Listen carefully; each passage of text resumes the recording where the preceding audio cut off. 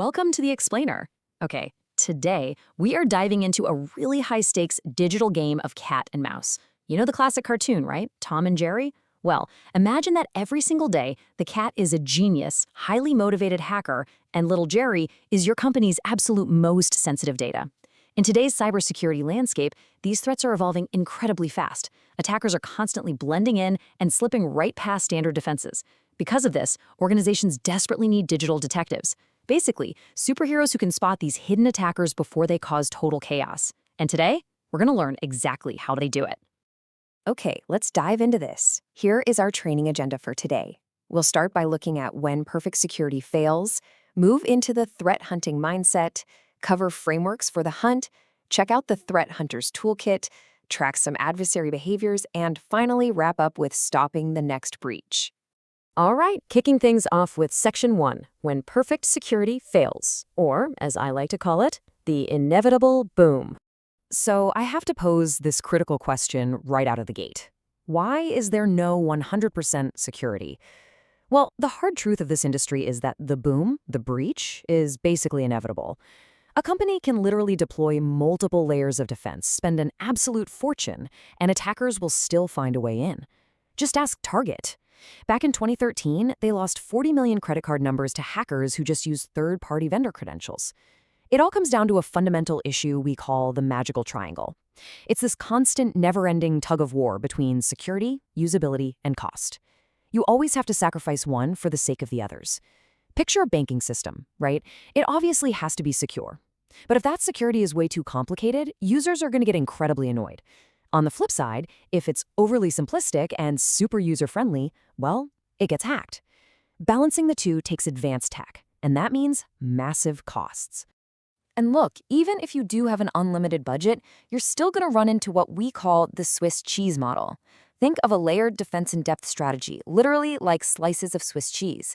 If one layer misses an attack, the next layer is supposed to catch it. But every single layer has its own unique gaps, the holes in the cheese. If a highly dedicated adversary figures out how to line up those holes perfectly, the attack slips right through. And to make matters worse, this is compounded by a concept called Scope X. Scope X is all the unknown, unregistered, or unmonitored assets sitting on a network. The reality is simple. You absolutely cannot protect what you don't know exists. Now, when those holes finally align and an attacker slips in, the clock starts ticking.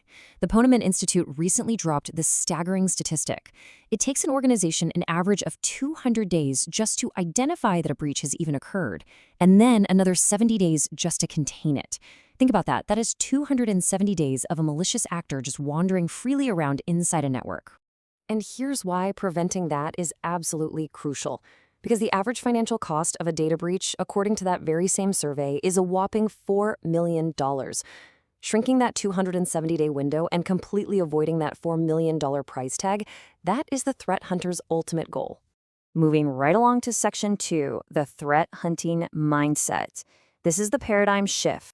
Now, what's really interesting about this slide is the complete shift in mentality we need to solve this massive problem, because just waiting around for a firewall alarm, yeah, that's no longer a viable strategy for advanced cyber warfare.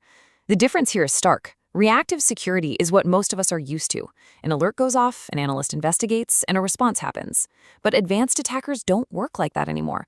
They move slowly, they use legitimate credentials just to blend in, and they never trigger a single alarm.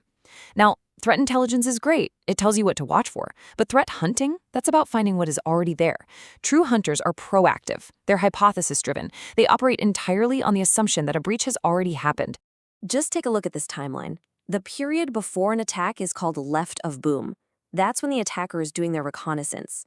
Then, the actual attack happens. That's the boom. But notice that massive, dangerous lag between the boom and the alarm. Remember those 200 days we just talked about? Threat hunters operate strictly left of the alarm. They aren't waiting for a bell to ring. They are actively out there looking for the telltale signs of the boom so they can shrink that gap immediately. Okay, Section 3, frameworks for the hunt. Let's look at the playbook. You know, you can't just blindly click around a network hoping to stumble upon a hacker. Real-world SOC analysts use highly structured playbooks, and it generally starts with the Cyber Threat Intelligence or CTI lifecycle. This is the systematic process of turning raw data into actionable intelligence. You start with direction. You got to figure out exactly what critical business assets you're protecting. Then, collection. You're gathering data from internal logs and external feeds.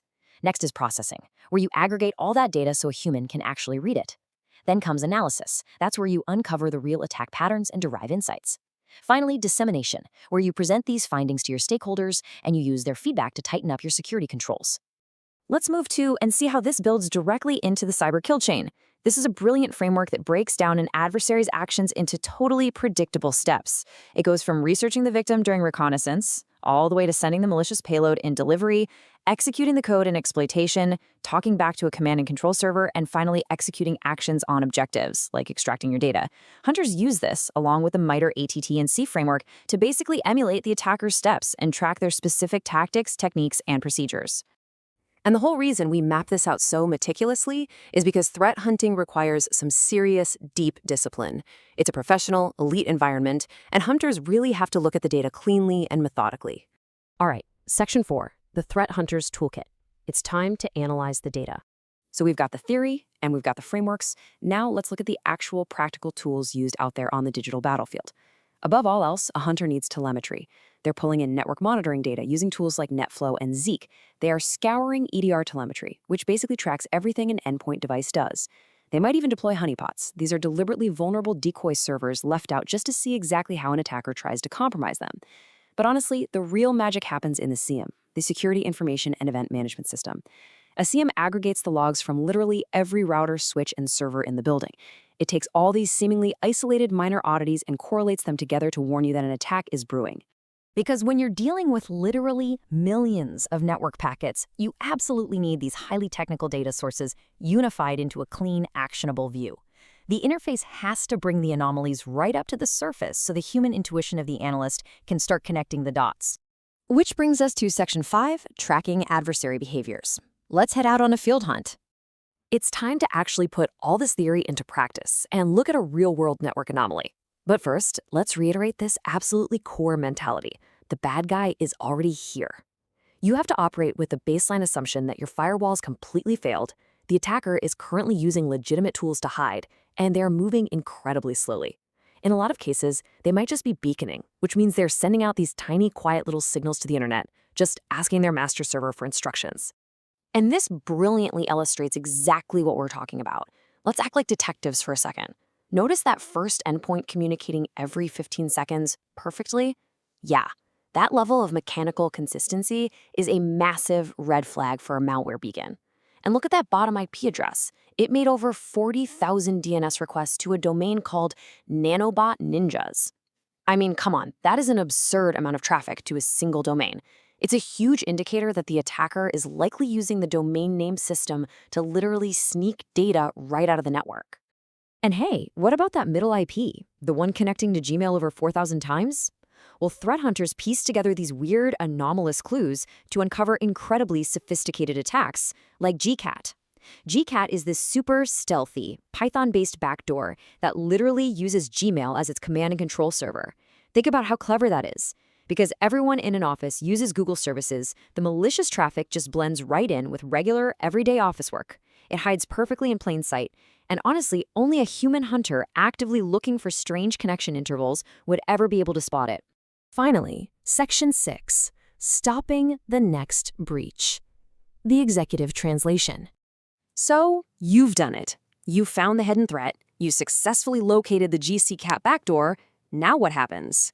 Well, finding the threat is really only half the battle. You immediately have to identify the root cause and quickly isolate the affected network segments. Sometimes that literally means unplugging a machine from the wall just to stop the spread. But critically, you must be able to translate all of these highly technical findings into plain, everyday language for your executives.